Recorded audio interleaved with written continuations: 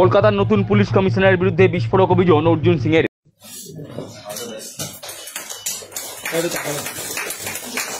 আরজিকর কাণ্ডে আর জুনিয়র চিকিৎসকদের আন্দোলনের জেরে অবশেষে সরতে হলো কলকাতার পুলিশ কমিশনার বিনীত গোয়েলকে। কলকাতার নতুন পুলিশ কমিশনার হলেন রাজ্য পুলিশের এডিজি আইন শৃঙ্খলা মনোজ বর্মা। তিনি ব্যারাকপুর পুলিশ কমিশনারের প্রাক্তন পুলিশ কমিশনার। সদ্য প্রাক্তন কলকাতা পুলিশ কমিশনার বিনীত গোয়েলকে পাঠানো হয়েছে এডিজি এসটিএফ পদে। কলকাতার নয়া পুলিশ কমিশনারকে নিয়ে বিস্ফোরক অভিযোগ করলেন ব্যারাকপুরের প্রাক্তন সাংসদ অর্জুন সিং। তার অভিযোগ, বাম জামানায় থানা কিংবা মালখানা থেকে অস্ত্র নিয়ে উনি সিপিএম এর লোকজন দিয়ে তৃণমূলের কর্মীদের খুন করাতেন। কি বলবো, এখানে अंधेर नगरी चौपट राजा टकेसर भाजा टकेसर खाजा। ममता बनर्जी हाल হয়েছে 100 में 90 बेईमान फिर भी मेरा बांग्ला महान। तो ममता बनर्जी ওই লাইনে চলেন। এই মনোজ বর্মা সিপিএম জামানা সিপিএম এর ব্লু আইড বয় ছিল।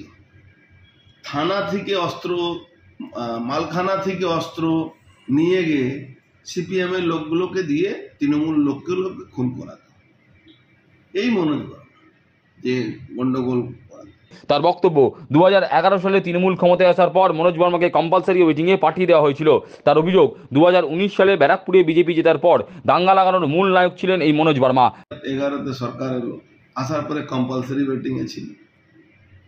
তারপর 2019-এর ঘটনাতে বলছি, 2019-এ ভারতীয় জনতা পার্টি জেতার পরে এখানে যে দাঙ্গা লাগালো, মদন মিত্র অ্যান্ড কোম্পানি যে দাঙ্গা লাগালো, সেই দাঙ্গার মূল নাই কাকিনাড়া বাজারে দুটো ছেলে খুন হলো।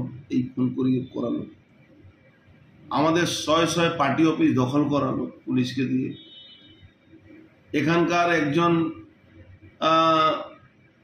নাম করা বিধায়কের যখন উনি 21-এ বিধায়ক হলেন, তার কি সম্পর্ক আছে এখানকার সবাই জানে। এবার 2019 থেকে এই 21-এর পরে যত এই এলাকা খুন হলো আমাদের যে বিজেপি কর্মীগুলো, তার মূল চক্রী তিনি। তো এনাকে গিফট দেওয়া হয়েছে। কিন্তু আমি শুধু একটাই আমার আবেগ বলুন, যে চিন্তা ভাবনা বলুন, কি জুনিয়র ডাক্তারদেরকে আমি বলবো খুব সাবধান থাকবেন।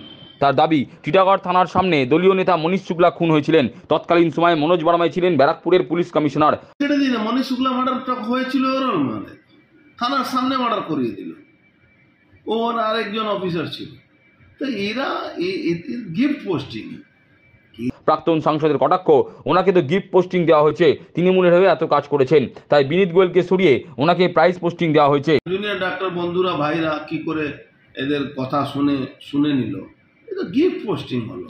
মানে তুমি অত্যাচার করবে, সেই মনোজ বর্মাকে যখন মমতা ব্যানার্জি এখানে ব্যারাকপুরে চার্জ দেয়, তখন বলে কি তুমি একটু সাজেশন নিয়ে রাখবে এর থেকে, বিনীত গোয়েল থেকে, এটা এ থেকে জেড অবধি ঠিক করতে গেলে।